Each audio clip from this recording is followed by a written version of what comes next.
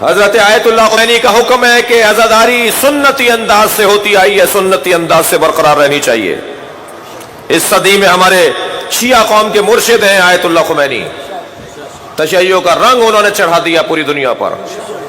متعارف کروا دیا کہ شیعہ کسے کہا جاتا ہے۔ وہ شیعت جو کتابوں میں تھی اسے بازاروں تک پہنچا دیا، اسے ایوانوں تک پہنچا دیا، اسے سیاست کا حاکم بنا دیا۔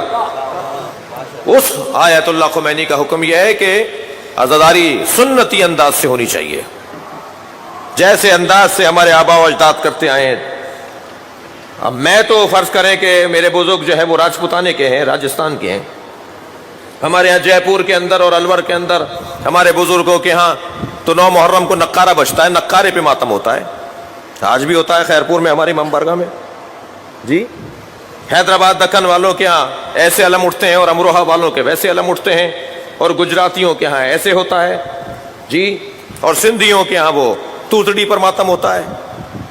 جی، شہنائی پر، اسے سندھی میں کہتے توتڑی جی۔ اور مثلاً پنجابیوں کے ہاں اس انداز سے ماتم ہوتا ہے، اور مثلاً فرض کیجئے کشمیریوں کے ہاں ایسے ماتم ہوتا ہے۔ امام خمینی فرما رہے ہیں سنتی انداز سے عزاداری کرو، جیسے تمہارے بزرگوں نے عزاداری کی ہے ویسے کرو۔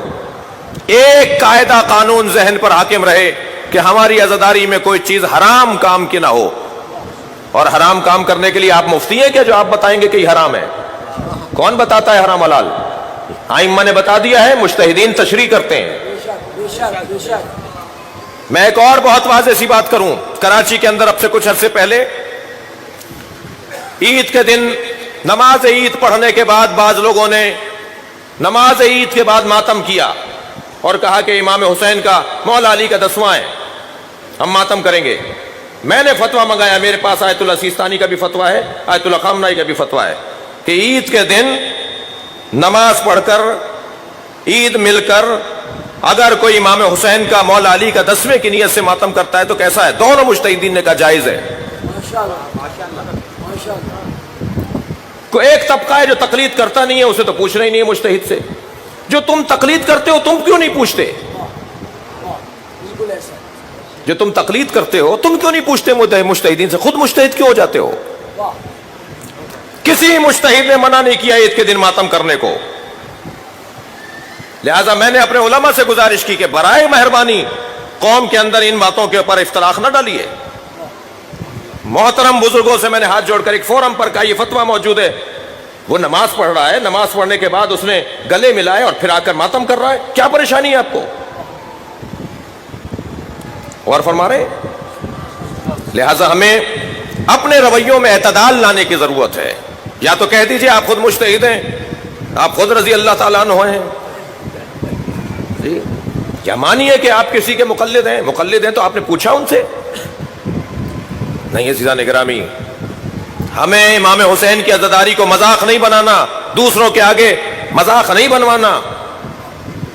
اپنے احساسات اور جذبات کو قوم کے احساسات اور جذبات نہ بناؤ۔ ہم پابند ہیں، ہم نوکر ہیں، ہم غلام ہیں، ہم خادم ہیں، ہمارا کوئی مولا ہے یا نہیں؟ ہمارے مولا نے ہمیں کچھ بتایا یا نہیں بتایا؟ برائے مہربانی میں انتہائی مؤدبانہ اور پیار سے بات کر رہا ہوں،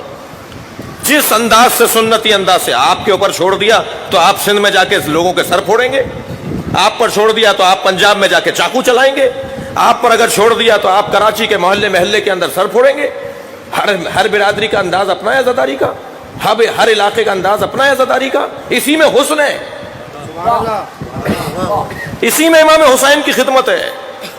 کہیں علم کیسے بنتے ہیں، کہیں علم کیسے بنتے ہیں، کوئی 2 ہاتھ کا ماتم کرتا ہے، کوئی 1 ہاتھ کا ماتم کرتا ہے، کوئی بیٹھ کے ماتم کرتا ہے، کوئی کھڑا ہو کے ماتم کرتا ہے۔ کیوں الجھ رہے ہیں ان مسئلوں میں؟ ہم ابھی کلاموں سے باہر نہیں نکل رہے، دنیا ہمیں کاٹنے کو تیار ہے، ہم ایک دوسرے کی گریبانوں میں ہاتھ ڈالنے سے باز نہیں آ رہے، دنیا ہمیں مارنے پر تیار ہے۔ خدا کے لیے میں اپنے جوانوں سے گزارش کروں گا مت کرو یہ حرکتیں، یا تو مانو کسی کو بڑا، اور اگر کوئی تمہارا بڑا نہیں ہے تو نصیحت سنو کہ اس قوم کا بڑا ہے صاحب العصر، اور امام کو رنجودہ نہ کرو، امام کے دکھوں میں اضافہ نہیں کرو، امام کے زخموں پر نمک نہیں ڈالو، پرسہ دینے کے لیے جمع ہوئے ہو، ماتم کرنے کے لیے جمع ہوئے ہو، رونے کے لیے جمع ہوئے ہو، اسی ہدف کے ساتھ زندگی گزارو، آگے بڑھو۔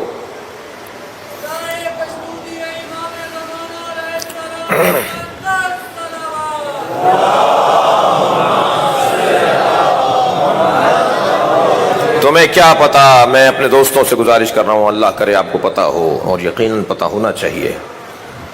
اس مجلس میں رسول اللہ آتے ہیں،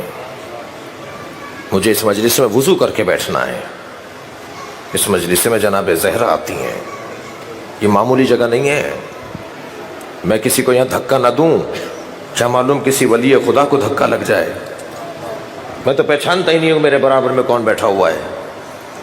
کسی فرشتے کو کوئی دھکا نہ لگ جائے، کسی جن کو کوئی دھکا نہ لگ جائے،